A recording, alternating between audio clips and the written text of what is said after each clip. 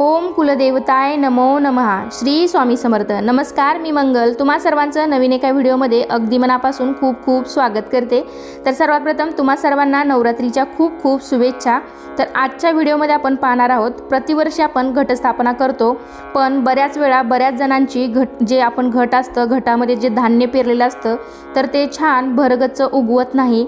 तर आजच्या व्हिडिओमध्ये आपण पाहणार आहोत आपलं घट किंवा आपलं जे धान्य आपण घटामध्ये पेरलेलं आहे ते छान भरगच्च उगवण्यासाठी काही छोट्या छोट्या टिप्स आहेत।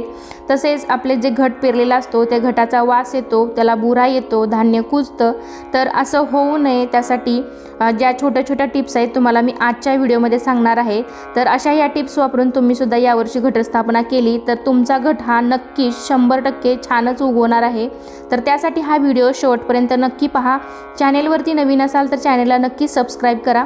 चला तर मग जास्त उशीर न करता पटकन व्हिडिओला आपण सुरुवात करूयात। तर यावर्षी नवरात्राची सुरुवात ही 15 ऑक्टोबर रोजी होत असून 23 ऑक्टोबर हा नवरात्रीचा 9वा दिवस आहे आणि 24 ऑक्टोबरला आपल्याकडे विजयादशमी दसरा साजरा करण्यात येईल। तर पहिल्या दिवशी आपण नवरात्रीच्या पहिल्या दिवशी घटस्थापना करतो। तर प्रत्येकालाच वाटतं आपल्या घरामधील जे आपण घटस्थापना केली आहे तर ते घट छान उगवावेत, भरगच्च उगवावेत। तर त्या पाठीमागे सुद्धा काही धार्मिक संकेत आहेत। असं म्हटलं जातं की आपला जेवढा घट चांगला उगवेल तेवढी आपल्या घराण्याची, आपल्या घराची भरभराट होत असते। आपल्या शेतामध्ये जास्त प्रमाणामध्ये पिकतं, आपलं घर अन्नधान्याने भरून जातं। तर त्या पाठीमागे असे धार्मिक संकेतसुद्धा आहेत। सर्वात पहिली गोष्ट म्हणजे आपण जी घटासाठी माती वापरणार आहोत तर ती माती रानातील घ्यावी, पांढरी माती घेऊ नये। तर ही माती रानातील काळी वावरीसुद्धा म्हटलं जातं त्याला। तर तुम्ही ही माती रानातील जशी आणलेली आहे तशी जरी तुम्ही घेतली तर जरा थोडे मोठे खडे वगैरे असतात ते काढून साईडला तुम्ही घेतली तरीही चालेल। तर मी ते थोडीशी माझ्याकडे वेगळी माती होती तर ती मी चाळून घेतलेली आहे आणि तुम्ही चाळून अगदी बुकटीसारखी बारीक माती जरी घेतली तर त्या मातीमध्ये सुद्धा घट छान उगवत नाही। तर मी इथं बारीक मातीच घेतलेली आहे पण त्याच्यामध्ये मी 1 वाटी वाळू मिसळलेली आहे। तर जेणेकरून काय होईल की जेव्हा आपण घटस्थापना करू तर त्यावेळेस जे घटाला आपण पाणी घातलेलं असतं तर त्यातून ते वाळूतून पाणी निचरून आपले घट छान उगवतील। तर बुकटी माती किंवा बारीक माती असते तर ती माती तिथेच पाणी टाकल्यामुळे दबून बसते आणि आपले धान्य तिथे कुजतं, वास येतो, धान्य छान उगवत नाही। तर त्यामुळे शक्यतो तुम्ही रानातील किंवा शेतातील जी जाडसर माती असते ती वापरायची आहे घटासाठी।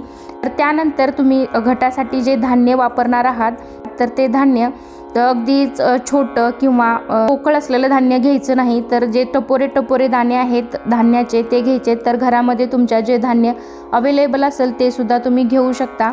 तर ते धान्य गहू, ज्वारी, मका, तीळ, मोहरी अशा प्रकारचे 7 प्रकारचे घरामधील जे धान्य असतात घेऊ शकता। तर त्याच्यामध्ये तुम्ही आदल्या दिवशी किंवा 2 तास अगोदर हे पाण्यामध्ये जरी धान्य भिजवून तुम्ही घटासाठी वापरलं तर धान्य भिजल्यामुळे लवकर उगवतं, त्याला अंकुर छान फुटतात।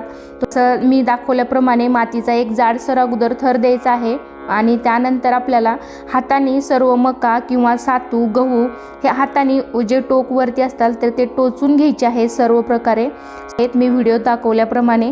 आणि जे उरलेलं आपलं सगळं धान्य होतं तर त्याचा एक थर देऊन मग नंतर आपल्याला वरती मातीचा एक थर द्यायचा आहे, मग आपल्याला घटस्थापना करायची आहे। तर इथे मी दाखवल्याप्रमाणे तुम्ही अगदी त्या टिप्स फॉलो केल्या त्याप्रमाणे जर तुम्ही घटस्थापना केली तर तुमचा घट नक्कीच यावर्षी छानच उगवणार। आणि घटासाठी जो तुम्ही घट वापरणार आहात तो सुद्धा मातीचा शक्यतो घ्यायचा आहे। बरेच जण तांब्याचा, पितळेचा, स्टीलचा तांब्या तिथे ठेवतात पण शक्यतो मातीचा घ्यावा, कारण मातीचा यातून पाणी पाझरतं आणि धान्याचे अंकुर छान फुटतात, घट छान उगवतो। जेव्हा आपण प्रत्येक दिवशी 9 दिवस घटाला पाणी घालतो तर पाणीसुद्धा जास्त प्रमाणामध्ये घालायचं नाही। तर आपण एखाद्या टोपलीमध्ये, पत्रावळीमध्ये आपण घटस्थापना करतो, एखाद्या ताटामध्ये करतो तर त्यामुळे पाणी जाण्यासाठी जागा नसते। केळाच्या पानावर सुद्धा घटस्थापना केली जाते किंवा मग भोपळ्याचं पान असतं त्याच्यावर सुद्धा घटस्थापना केली जाते। तर त्यामुळे घटातील पाणी जे आहे ते खाली झिरपत नाही आणि तिथेच मग ते घटाचा आपला वास येतो, बुरा येतो त्याला।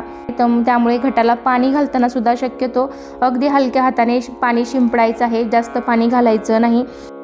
तर आपण बऱ्याच वेळा घटाला पाणी देताना सुद्धा प्रत्येकजण घरातला येतो आणि घटाला पाणी घालतो, तर तसं करणं सुद्धा चुकीचं आहे. कारण तसं केल्याने घटाला पाणी जास्त होतं आणि घटामध्ये पाणी जास्त झालं तर घटाला बुरा येतो, वास येतो, धान्य जे टाकलेलं आहे ते कुजतं. तर शक्यतो थोडं थोडं एकानेच घरातल्यांनी पाणी घालायचं आहे आणि प्रतिदिवशी माळ घालायची आहे. तर चुकीच्या पद्धतीने तुम्ही पाणी घालू नका. थोडं थोडं मी व्हिडिओ दाखवल्याप्रमाणे अगदी हलक्या हाताने पाणी शिंपडून घटाला पाणी घालायचं आहे. प्रत्येक व्यक्तीने घरातल्या घटाला पाणी घालू नये. तर यानंतरची टिप्स अशी आहे की जेव्हा आपण घटस्थापना करतो तर घटाला थोडीशी हवा लागावी यासाठी आपल्या घराचे दरवाजे खिडक्या जे आहेत ते ओपन ठेवायचे आहेत, उघडे ठेवायचे आहेत. त्यामुळे घटाला हवा लागून आपले अंकुर छान फुटतील, छान उगवतील. तर त्यामुळे दिवसा तरी आपले खिडक्या आणि दरवाजे घराचे उघडे ठेवायचे आहेत. संध्याकाळी तुम्हाला अजून एक कृती करायची आहे, ती म्हणजे आपल्या घरामध्ये असं मोठं पातेलं असतं किंवा टोपली असते, तर ती घटावरती तुम्हाला झाकून ठेवायची आहे. पण नारळाला धक्का नाही लागला पाहिजे किंवा घटाला सुद्धा धक्का नाही लागला पाहिजे. म्हणजेच घटाला कुठलाही त्रास न होता असं मोठं भांडं तुम्ही घटासाठी वापरू शकता. तर त्या दमट वातावरणामुळे सुद्धा घट छान उगवतो. तर ही सुद्धा टिप्स तुम्ही वापरू शकता. तर बऱ्याच जणांना असा प्रश्न पडतो की घट नेमके कुठे बसवावेत. तर घटाची स्थापना ही शक्यतो देवाजवळच करावी. देवघराजवळच जागा असेल तर तिथे घटस्थापना करावी. तसेच घटाबरोबरच अखंड दिव्याची सुद्धा काळजी घ्यायची आहे. तुम्ही शक्यतो पितळेचा दिवा, ज्यावरती झाकण, काचेचं झाकण असलेला दिवा, अखंड दिवा लावण्यासाठी वापरावा. तर या टिप्स, छोट्या छोट्या टिप्स वापरून तुम्ही यावर्षी घटस्थापना केली तर तुमचे घट अतिशय सुंदर, चांगले आणि दाट उगवतील. आजचा हा व्हिडिओ तुम्हाला कसा वाटला? आजच्या या छोट्या छोट्या टिप्स तुम्हाला कशा वाटल्या? आजचा हा व्हिडिओ तुम्हाला आवडला असेल तर तुमच्या मित्रमैत्रिणीमध्ये, फॅमिलीमध्ये नक्की शेअर करा आणि असे छान छान माहितीपूर्ण व्हिडिओ पाहण्यासाठी चॅनलला नक्की सबस्क्राईब करा. चला तर मग पुन्हा भेटूया अशाच एका छानशा आणि माहितीपूर्ण व्हिडिओमध्ये. तोपर्यंत धन्यवाद. श्री स्वामी समर्थ.